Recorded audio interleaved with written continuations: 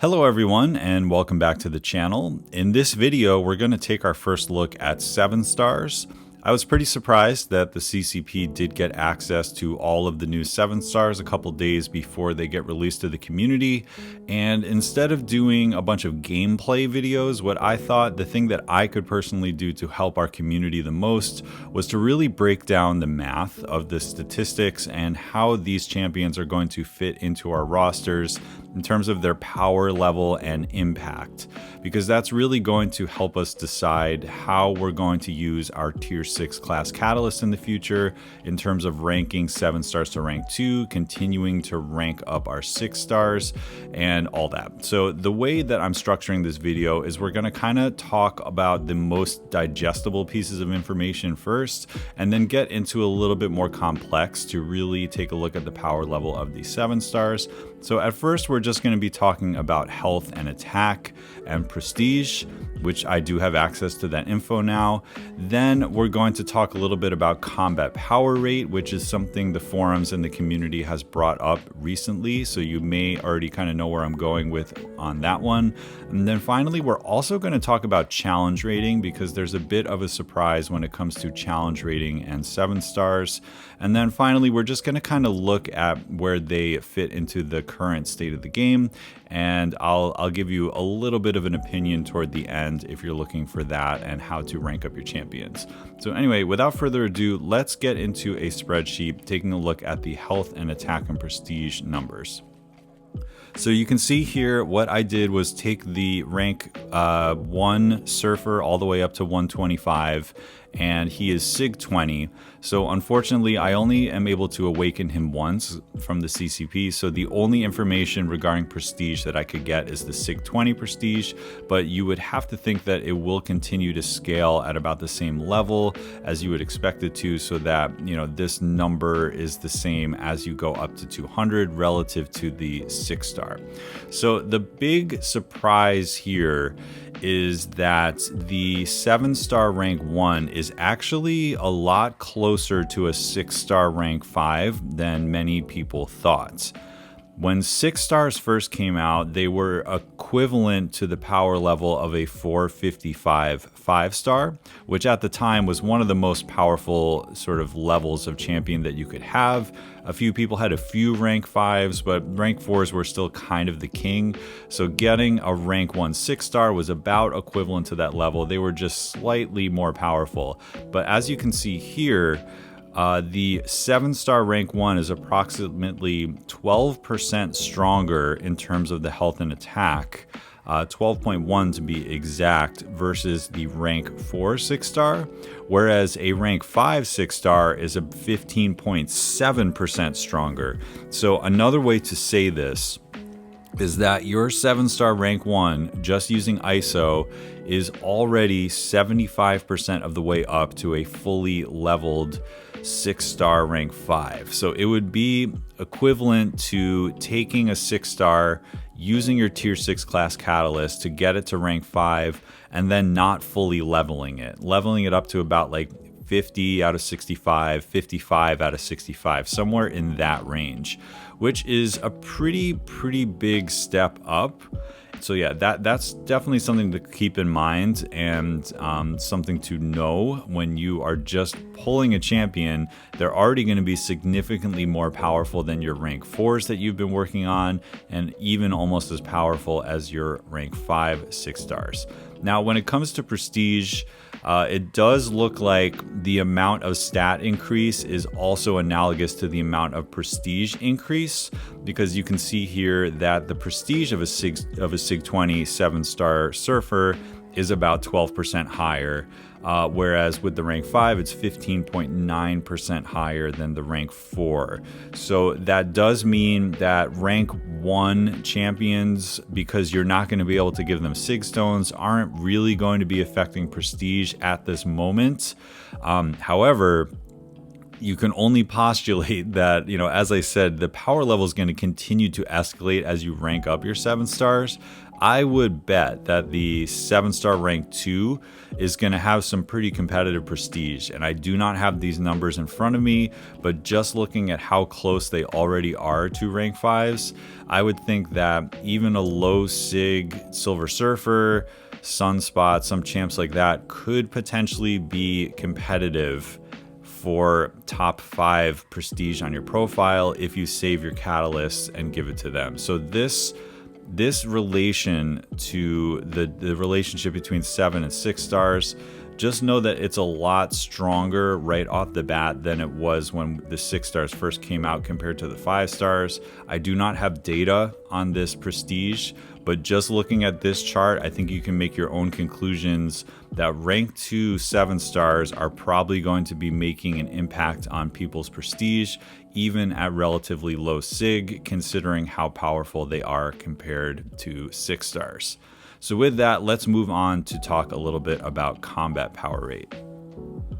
One of the hidden stats in MCOC for years was the fact that as you rank up your champions, no matter what the rarity is, the combat power rate, which is the amount of power you get from either getting hit or hitting the opponent, does go up. And so what I mean by this is whether you're looking at a 4-star, a 5-star, a 6-star, a rank 1 of any of those rarities is going to have what's considered a 100% combat power rate, the baseline. As you continue to rank up the champions, a rank 2 is going to have 105%, a rank 3, 110%, all the way up to rank 5 champions, again, regardless of the rarity, are going to have what essentially amounts to a 120% combat power rate. Now, you may have sort of like viscerally experienced this when you go up against champions in Labyrinth of Legends, which are rank 5 champions. They gain power faster than, say, some story quests where you're going up against rank 1s or rank 2s. You probably also notice it with your own champions.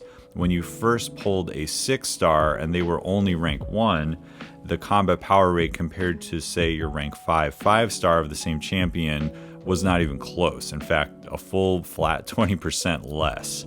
Now, this really amounts to being able to throw more specials, and as defenders, making them more dangerous because you have to bait more specials. And one of the big advantages to continuing to use your 5-star roster for years after the release of 6 stars was the fact that the combat power rate was going to take a while to catch up to your fully maxed out 5 stars. Well, a few people on the forums have been noticing this and creating threads about it, and we can finally confirm it as true because I do have some gameplay to fully prove it using a 7-star on attack. But the rank 1 7 stars are going to start with the fully fleshed out 120% combat power rate right out of the gate. And Kabam did confirm behind the scenes that this is just going to be constant. Like, it's not going to continue to climb. At least that's how I read the feedback, and I think it's safe to say that out loud, that the 120% combat power rate is just going to be static from rank 1 all the way up to rank 6 with these 7 stars. So what this means is that some of the trade-off of continuing to use your 6 stars is not going to necessarily be there, because let's say, you pull, like, I'll use Elsa Bloodstone as an example. She's one of my favorite champions and someone I would really consider rank 2ing. I have a rank 4 6-star who's fully maxed out, has Sig 200, and I use her in a ton of content.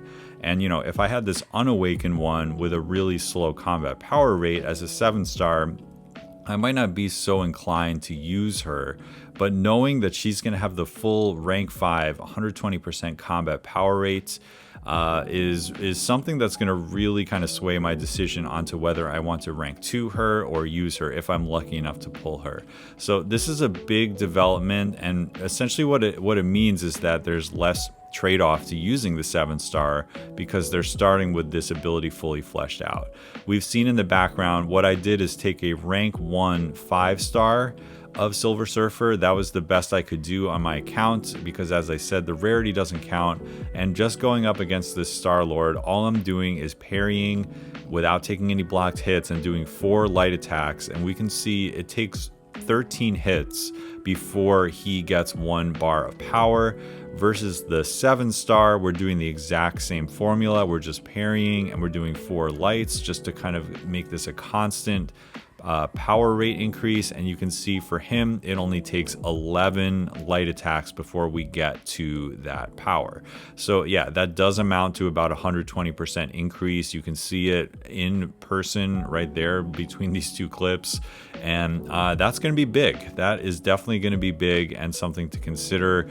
You may have not even known this was a thing, but I know for sure when I had my Dr. Doom and he was only rank 1 and rank 2, it was super noticeable to not be able to get those Doom cycles like I could with my 5-star 565. There's a lot of champions that require throwing a lot of specials, and knowing that you're going to get that full combat power rate right out of the gate is pretty massive. So that's going to do it for this end of the discussion. Next, we're going to move on to challenge rating. Now, this is probably going to be the most granular discussion that we have because challenge rating is something that was introduced way back in 12.0 when we had the massive update, and it's essentially the way that diminishing returns are calculated. The easiest way to describe it is that as you rank up your champs, their raw crit rating, crit damage rating, armor rating, physical and energy resistance, and block proficiency. Those are the 6 stats affected by challenge rating. I'll say it again. It's how often you crit, how hard you crit, your armor, your resistances, and your block proficiency. So essentially, these are the stats of like how hard you're hitting with your yellow numbers and how often. And then the other ones are more or less defensive in terms of like how much block damage you take. Because, you know, if you get hit, the armor is not going to necessarily save you. But it is noticeable when you have less block proficiency and less armor that you're going to be taking more hits into block. So just keep that in mind. We're talking about like block damage and how big your yellow numbers are and how often you have yellow numbers here. Essentially, the challenge rating of your opponent that you're facing in any given moment is going to be in the denominator of an equation, meaning that the higher your opponent's challenge rating is, the lower these stats, your crit rating, crit damage, and the way you take hits on block essentially, are going to be. They're going to be lower the higher the challenge rating of your opponent is.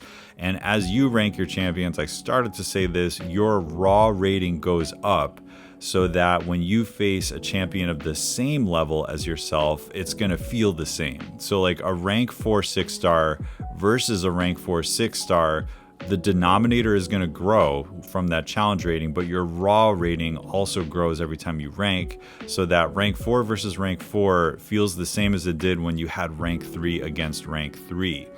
However, when you start getting into larger matchups, like let's say you took a 4-star 550 and you went up against a rank 4 champion, now we're talking about the difference between 100 challenge rating and 140 challenge rating.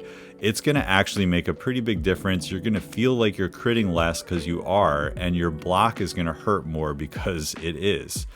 So if you understand that about it, the other thing to note is that traditionally, as we've moved up in power level, the challenge rating has only gone up by 10. You can see here, this is Silver Surfer, my rank 4 on the beta server, where he has a 140 challenge rating. Again, way back when we had 550 4-stars, they were only 100, and then the equivalent power level of a rank 4 6-star is 140. Here's my rank 5 null, he is 150, and before 7-stars came out, 150 was the highest challenge rating in the game available. Now we look at this Silver Surfer, rank 1, and here's the big surprise. His challenge rating is 200, so that is a 50-point jump. It's an escalated jump, unlike we've seen before, which really means that this is you're gonna feel that. You're definitely gonna feel that. Whereas like the small amount of like only adding 10 between ranks before was maybe not noticeable unless if you were really punching up with a smaller champion. This is gonna make a difference, especially if you're coming in with like a rank 3 champion in war, for example. Like if you're using a utility champ with a 130 challenge rating, and then you're going up someone with 200 challenge rating, you're definitely going to feel this. So this is all to say that not only is just like the base power level and the combat power rate the same, but also we have to deal with this challenge rating, which means when they're defenders, they're going to hurt a little bit more. And when they're attackers, they're definitely like, if you're going up with one on attack in War and Battlegrounds and you're facing a rank 3 or a rank 4 champion, you're going to crit more and you're going to be tankier because of that additional relative armor that you have from your stats. So this is important to keep in mind. It may not affect you on a day-to-day basis, but just know that it was a conscious choice to make these 7 stars even more powerful in a different way. And then when you throw on top of it the stat focus, which we're about to get into, then the raw numbers themselves are also going to go up. So that means not only will you have less effective armor and block proficiency, but somebody can place armor and block penetration on the champion as a defensive stat focus, and then it can accentuate that even more. So this is important to know. And again, the bottom line is that these 7 stars are pretty darn powerful right out of the gate, just giving them ISO, and this is just another reason why. So I just want to really briefly go over the interface for stat focus. It's pretty elegant. I like the way that they designed it. You can see on the left under rank and level, there's a little sword for attack and a shield for defense. You click on the sword and you can toggle between attack and defense. And we already kind of went over these stats in the live stream with Aiden and stuff, but basically armor rating, block proficiency, crit rating, physical resistance, adrenaline, heal back, armor penetration, block penetration, crit damage rating, energy resistance, and special damage as a percent. These are all the ones you can choose. The raw ratings are not super high so that it's going to like completely game break your champion, but because we just talked about the challenge rating, you know, stuff like crit rating, you're already going to be benefiting from the high challenge rating, which is going to make you effectively crit more. If you add even more raw, I think it might be slightly noticeable. So I'm pretty sure that like in general, you're going to want to do crit rating or crit damage rating on attack. However, you can also do stuff like block proficiency. Stuff like armor penetration in specific quests could make sense. I would just recommend just like going through and trying a lot of different ones and seeing what you like best. You know, like special damage for some mutants might be a lot better. For example, 8% is not small. Like we get these little 8% boosts in War and you can really feel the difference. And then when it comes to defender stats, I think like block penetration is the obvious one that people are going to choose, but also there are some champions that have negative physical resistance. Like I'm looking at you, Wiccan. Being able to bring this back up closer to 0 is actually going to really help his tankiness as you are fighting him as well. So you may want to go that route. 12% special damage could definitely hurt if they're a threat with the special 3 and such. So yeah, this is how it works. You basically do set stat and then it stays as that. And then really quickly, let's just enter a quest real quick. I just want to kind of show you the interface because you are able to change it sort of like right before you go in, just by clicking here on stat focus. Like if you're like, oh no, I wanted to do crit rating, you can set the stat. It saves it whatever you had before, but before you enter a quest, you can certainly change it. And then once you enter the quest, it's completely locked in. So that's how stat focus works. It is going to once again play into the power level of your 7 stars. It's not going to be game breaking. It's just going to be a slight customization that isn't that hard to do. You don't have to think about it too hard. Test it out, see what you like, and give it a try. So finally, I just want to kind of give my conclusions on this whole thing. What we saw is that the base stats, the combat power rate, and the challenge rating, in addition to stat focus, are really going to make these 7 stars feel and act a lot more powerful than when 6 stars were first released.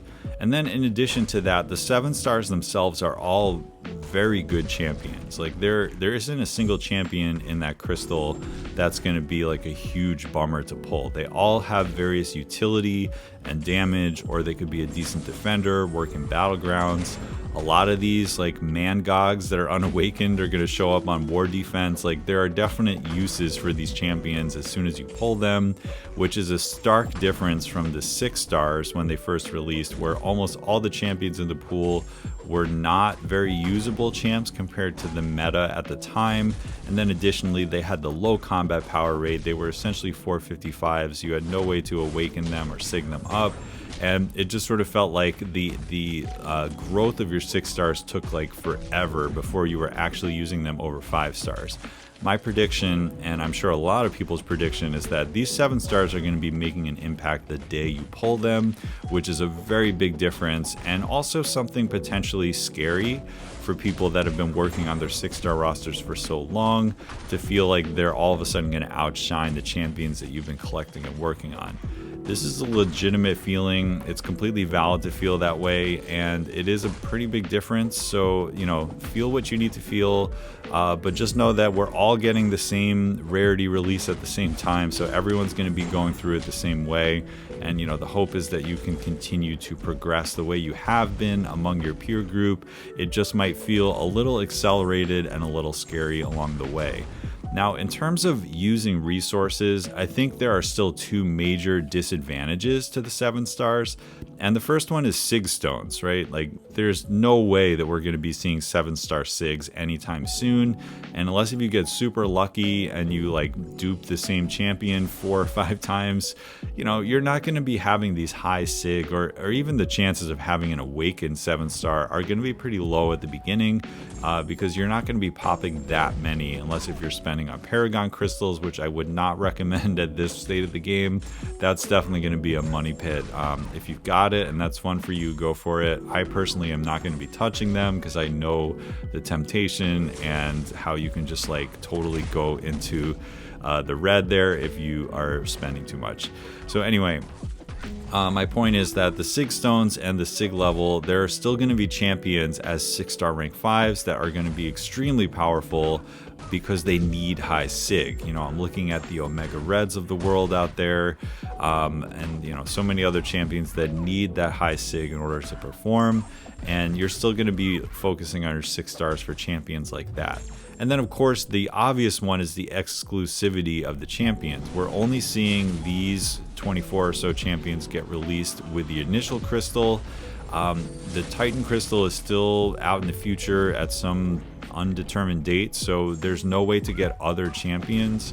That means that there's only the champions available now to actually rank to rank 2, where in the meantime you can be using some resources on your rank 5s. Like, there's some obvious champions in the 6-star pool who are extremely powerful. Like, I mean, not just Hercules and Doom, but certainly you know, like a champion like Null, like my rank 5. I don't think he's going to be a 7-star that soon because he is quite powerful, and could be a little bit too powerful as a 7-star at this state of the game.